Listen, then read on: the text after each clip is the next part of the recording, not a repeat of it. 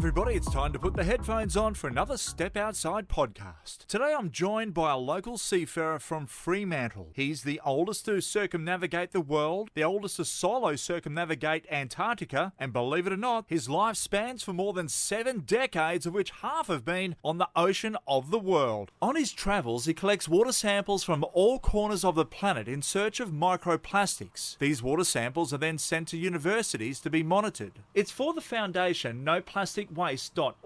You can hashtag NoPlasticWaste. Imagine a world with no plastic waste, and as a fisherman, I find that to be absolutely brilliant. It's been funded by Andrew Forrest, the co-founder of Minderoo Foundation. Let's get into the Step Outside podcast. Hey everybody, sit back, relax, because now we're talking to John Sanders. He has circumnavigated the world 11 times, and fascinating story. John, welcome to Step Outside, mate. How are you? Good. Thanks, Good. mate. Good, mate. Mate, tell me, thanks for your time first. Being on the ocean, what is it like? How old were you when you first experienced a circumnavigation? I lived very close to the river at home, sailed on a dinghy as a teenager. Yep. Got a little bit of money later, bought a yacht, and from then I started thinking going somewhere further. Why? Well, it gives me something to do is my excuse, because I can't think of one. It's fair enough, and it's an honest answer. What year was it when you did the first crossing around the globe? 1975 to 1977. Part single hand, part crew. Mate, I got to ask the question about, the scary thoughts are of weather. Yeah. Being a weather guy for Channel 7, I always think about, these low pressure systems you see, obviously those really tight-knit gradients on a weather map, and you go, oh, that's ugly. When you see that, do you have any paperwork that comes through to your boat? Do you see things, or do you just looking at the sky and the stars? In the early days, I didn't, but the barometer's very, very helpful, not in some areas. In fact, this last trip between Tahiti and Bundaberg, I came across what they call a bomb. That means to us, Bureau of Meteorology, that's just our term for it, but that was very severe. Yeah, wow. I had washboard, closed my cabin open, half open, and the big wave came in and made my floorboard float inside. But I had 3 very good electric pumps inside, so that took it all out again very quickly. You want good electric pumps, don't you? That came out don't of you? nowhere because I had no warning of it. The barometer was high. There was a lot of rain like today. Yeah. And tomorrow's going to be a bit of wind. Absolutely. Would you call that a rogue wave that hit you? No, it was rough. It was just rough. Probably. Yeah. I should have had my washboards all in, not 'Cause some in. The thing is, like when you think about the weather in particular, if you're talking about a 4 to 6 metre ground swell, but then if you get 30 knots or even 10 knots on 4 to 6 metres, it can knock the top off the wave. Yeah. And that's when it can get quite dangerous. Some of them are wishy-washy, but some of them can break quite heavily, like on the beach. So you can imagine that. Out in the middle of the ocean. And I've been knocked over, well and truly knocked over, in my early days, less as I got older because I got a bit wiser, learnt the hard way. Well, I think life comes from, hardships come from experience. So you've got to get to that to understand what not to do next time. Tell me about your boat, mate. Never stopped learning. Never stopped learning? No. This one was built in 1971 for a Sydney Hobart race in the world, what they called One-Ton Cup Championships, and came second, and I bought it later, but I knew of it. Yeah. Designed by Sparkman Stevens, Owen Stevens in New York. He designed all the landing barges, or most of the landing barges at Dunkirk. Is that right? But more famous for his yachts. Unbelievable. Yeah, wow. Mate, she's a very beamy girl. Well, it certainly was in its day, but with modern boats, I don't know, it's not so big now. Well, I think she's quite beamy. Big enough for me. Absolutely, mate. Now, you do a lot of solo work as well. How's that going? Obviously, that must keep you up at nights for late times as well. I got pretty used to it. It's a lot easier now with the electronics. Yep. Any ships within 25 miles are plotted on my electronic screen, and they can also see me the same way. Yeah. That never used to be. No, so it was all just navigation by, obviously, charts, but visually to see any ships or anything coming your way. Yeah. Tell me about, have you ever come across any situations where pirates have been? Because pirating around the world, particularly around the African coast, can be quite heavy. Yep, And that's Indonesia. right. And the entrance to the Red Sea, etc. I've had a worry. Certainly had some fishermen approach me once, and young crew in the boat, and I said, can you throw out the flare container? Because as if we could open the thing, take out a flare, undo the flare, shoot it at them or something. Well, we couldn't. Yeah. Anyhow, I did. He threw it to me. It was in the dark. Yeah. Had a light on me. I couldn't see it. Hit me in the head.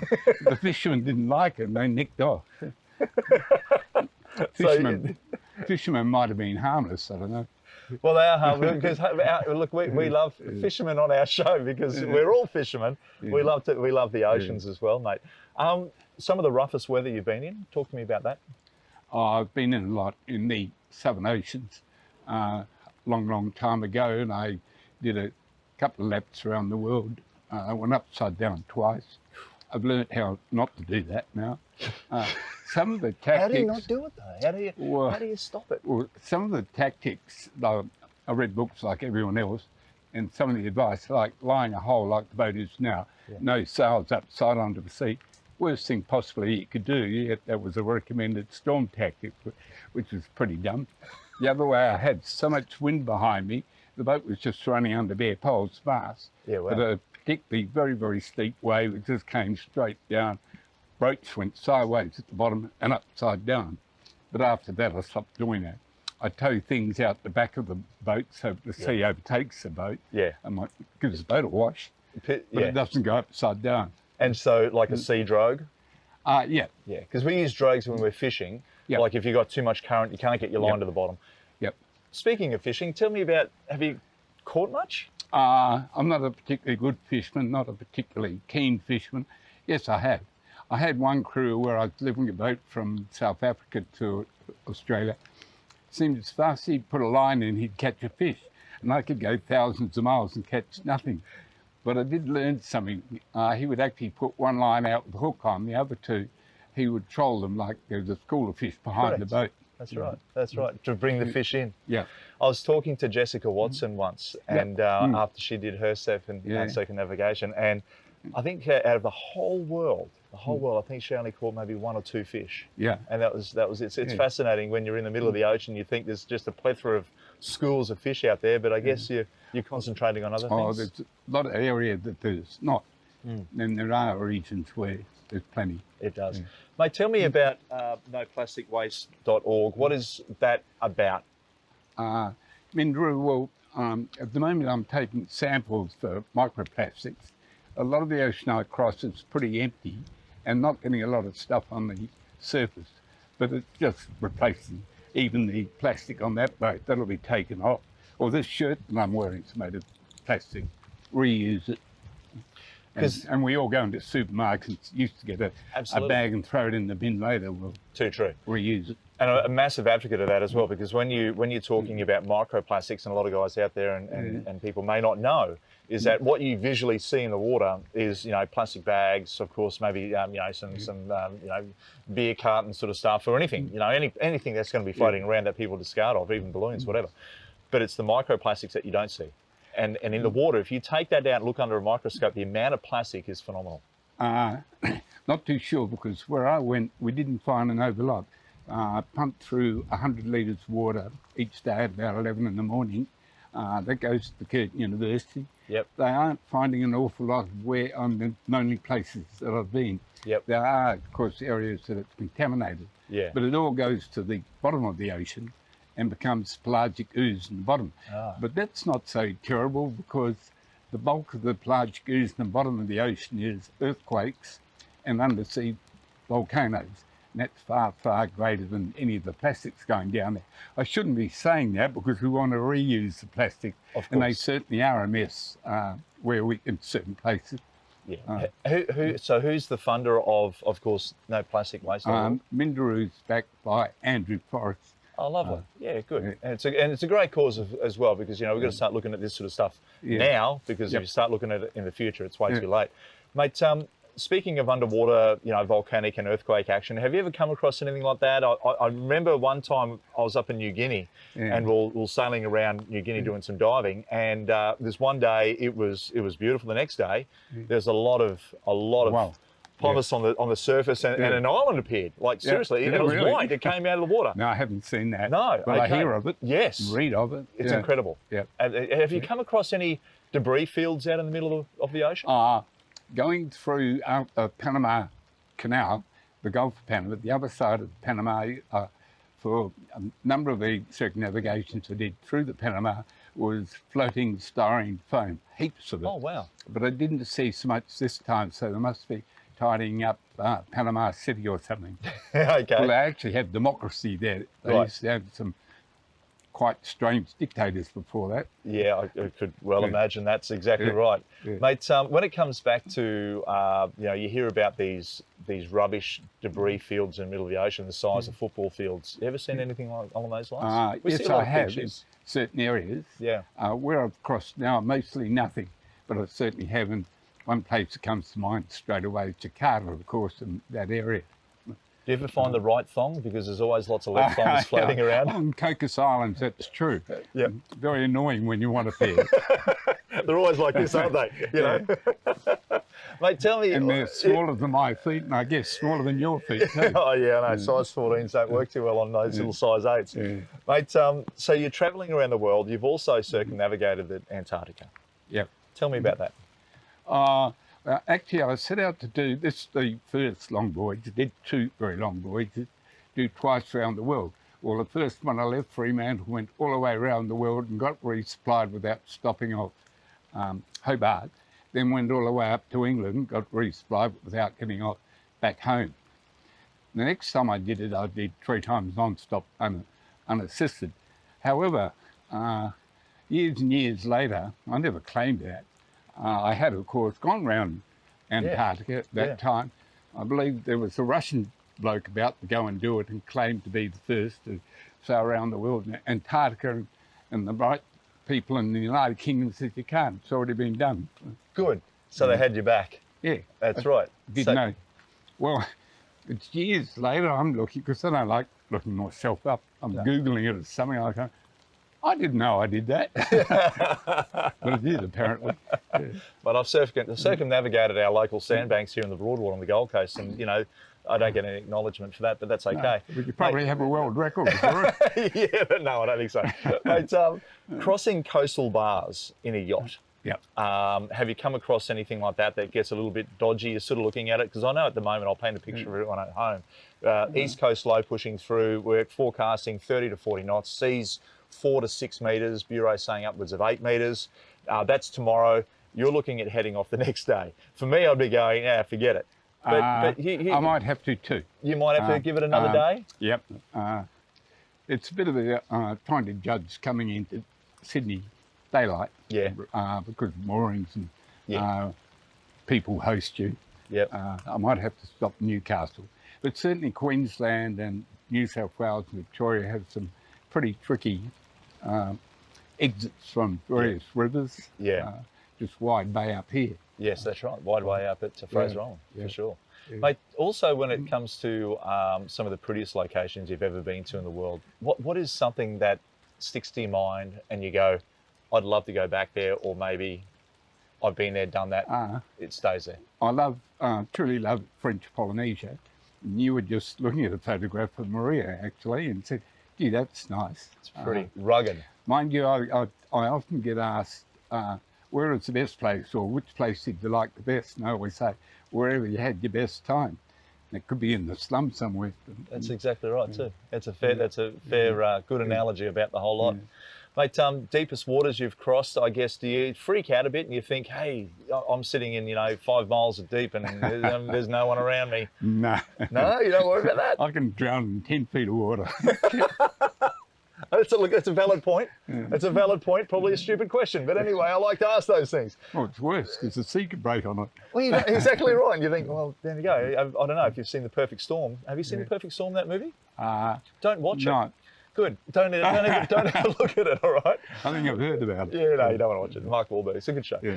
Mate, Also, when I do talk about, you know, crossing oceans, etc., some of the areas that you got caught up during COVID, because that hit 2020, a terrible year for a lot of people, great for other people in the sense of business. But mate, tell me, where was it were you when lockdown hit on the globe? When I was crossing the Indian Ocean getting towards Mauritius, I was told, I think you're in the safest place in the world. Continued on and on. Eventually to Samoa, which is only 80 miles away from the British Virgin Islands that I was heading for. Couldn't go there. They locked out of the British Virgin Islands. Got into Samoa and they locked the drawbridge down, so I couldn't get out of there for more than a month or more. Wow. And interesting, it's a population of 40,000 people, but they have a lot more tourists, and they probably were the highest per capita COVID people, infected people on that island. But they locked it down and they cleaned it out. Yep. I was part of one of those, anchored out there for a number of weeks. How'd you go for food and water? Well, I carried plenty anyway. Yeah. And the water situation, you have your own desal situation on the boat, so you're not going to run out? No, I actually collected, but I collected ashore, but I can collect it on the boat too. Yeah, if I want to. Yeah. If it's like today. Yeah, that's it. Yeah, exactly. Just now it comes. Mate, when it comes to, obviously, you know, you're out there, you're on the water, you're sailing around, boat size. Now, bigger boat better and bigger sea, or a smaller boat better and bigger sea? Well, this one's like a Coca-Cola bottle with a lead weight on the bottom. Okay. If you put the cork in it, it's harder to sink than a bigger boat. Correct. Bigger boat can sometimes give you a lot more damage. Right. But on the other hand, the bigger boat in a rough sea will give you a better ride. Right. And it's nice if you're travelling. Yeah. But if something goes wrong on it, it's pretty big, heavy gear you got to play with. That's true. So you're more like the Bobby Cork in the ocean. You're just bobbing around and away you go. Yeah. Do you ever get seasick? No. Have you ever been seasick? When I first started off, if it was calm the first day and rough the second day, I'd be fine. Yeah. Say a 3-8 trip. But if it was rough the first day, I'd be sick a little bit all the way, but I could still do things. Now I don't know about. And that was a long time ago. Do you have any advice for anyone out there who loves the ocean but gets seasick? Well, some of them it's just, I think, a little bit apprehension, a little bit new, and others seriously do get it. Yeah. They're better off under a tree. Not a palm tree where you have to get to. With a coconut wax. Mate, have you ever seen anything that's unexplained when you're crossing the ocean, night skies or anything like that? You look up and you think, I've got no idea what that is. No, not really. No? No. Not a fan of the X-Files? Go to see the sea, that's what you see. See. Yeah. Interesting thing is some of the racing yachtsmen cross through Antarctic waters now, which I've done. Yeah. And they say the plastic pollution, etc., shocking. Well, I've never seen it. Not like that. I've certainly seen it in certain places. Yeah. And I'm here trying to defend, reuse your plastics. Yep. Which is a good thing when you're talking supermarkets in particular, is that, a lot of people have gone back to bring your own bags, reusable bags, biodegradable bags. When I was a kid, we never had plastic. No, it was all paper, wasn't it? Yeah. I mean, because you get your fish and chips wrapped up in paper. I think your butcher would wrap it up in paper. I think, I might be wrong, but I think plastic's only about 55 years ago or something. Yeah, wow. Mate, I don't know. Yeah. But I'm going to believe you on that as well. Mate, when you're on the tropical coasts of the world and you're sitting there, what goes through your mind? I don't know. You sit there and you look at it and you think, you got good ideas. Do you have to leave? Do you have to leave? Is there something calling, say, hey, John, we're going to move 1,000 miles to get to this next port? Is there something that drives you to go to another place, or do you just go, you know what, I'm going to stay here for 6 months. I've got nowhere to be. I don't stop an awful lot these days, but a little bit of that's a budget. Yeah. It costs me a few bob when I'm in port, and it doesn't cost me whilst I'm travelling. Yeah. But I can do long trips without worrying about it. But I like company. Yes. And I do sail with the crew now and again. Yep. And I like company ashore. But my excuse is it gives me something to do. And one of my, the last circumnavigation, I did my one of the big mistake was, you're going to go again? I said something like, no, of course not, thinking that everyone will think I'm daft. I say, yes, I will, but I learned a lesson out of that. Never say never. That's mate, it's very cool. And that's exactly right too, because you never know what's around the corner, do you? Yeah. Mate, where's your home port? Fremantle, Perth. Oh, okay, so you're heading back. So Yeah, what's the safest way to I'm going cross? the other side of the desert. You get, which has been flooding at the moment because Is of it? I mean, Karratha, Pilbara coast, Is that massive, so? yes, massive amount of water up there. They had two tropical lows, not Wow. cyclones, Yeah. that passed over there, delivering 300-400 millimetres of water, and that's then moved southeast Gosh. across the desert. It's going to hit around Adelaide region and sort of that South Australian coast.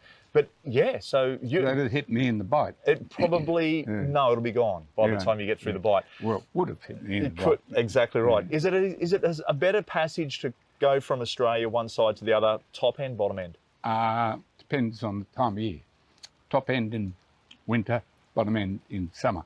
And if you're lucky in summer, sometimes the southeast trade that you get here in Queensland Yep. can come down there in the bight Yes. and get a good run across.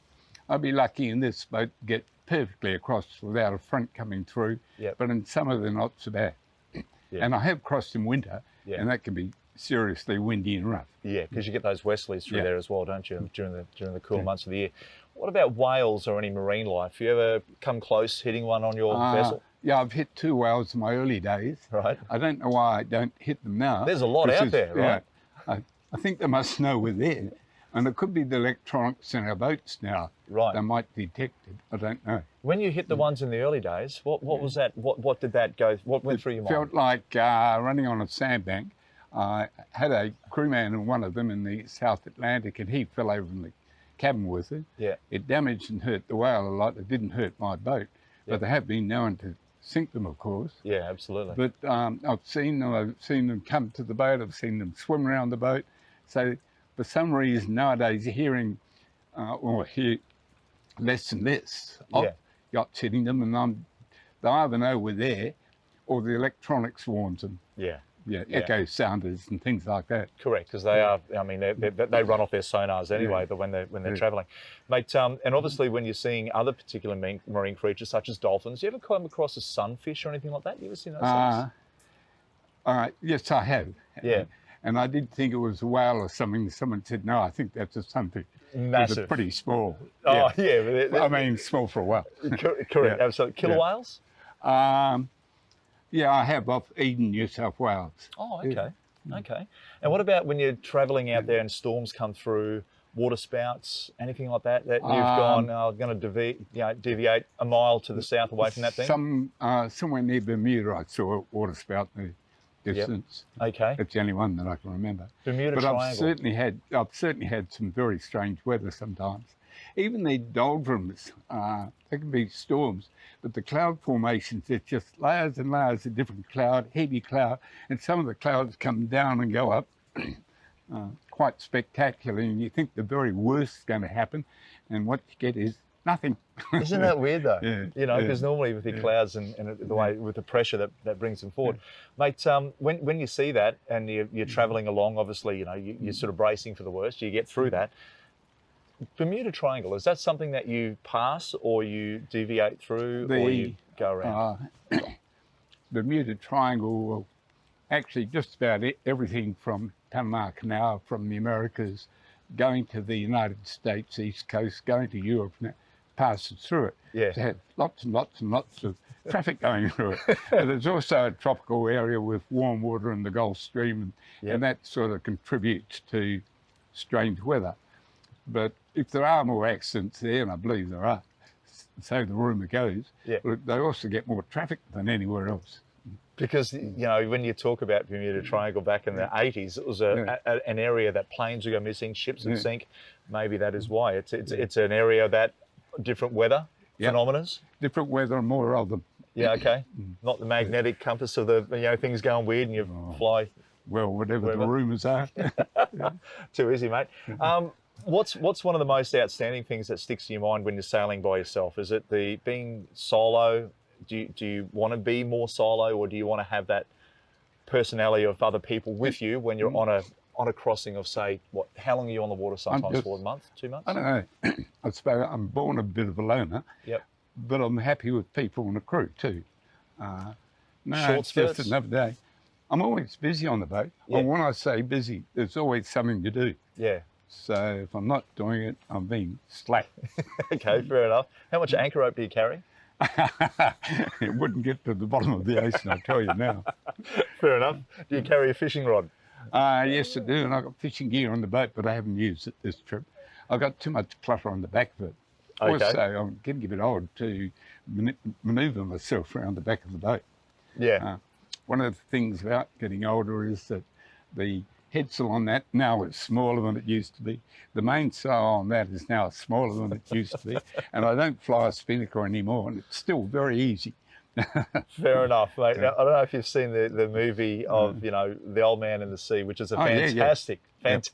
Spencer Tracy. Absolutely, and a great book for kids out there. If you've never read the book, The Old Man in the Sea, make sure you read it, because there's some really good life learnt lessons there as well, mate. Hey, I've got to say thank you very much for your time there, John. Thank you. Mate, you've been an absolute pleasure to talk to, and I could sit around a table and probably drink copious amounts of scotch. and have a good gibber about life and life learning lessons as well. Absolutely. Everybody, thank you very much for listening. And of course, John Sanders, and he is a circumnavigator of the world 11 times. He is the first to circumnavigate Antarctica, and of course, a true gentleman who resides right here in Australia.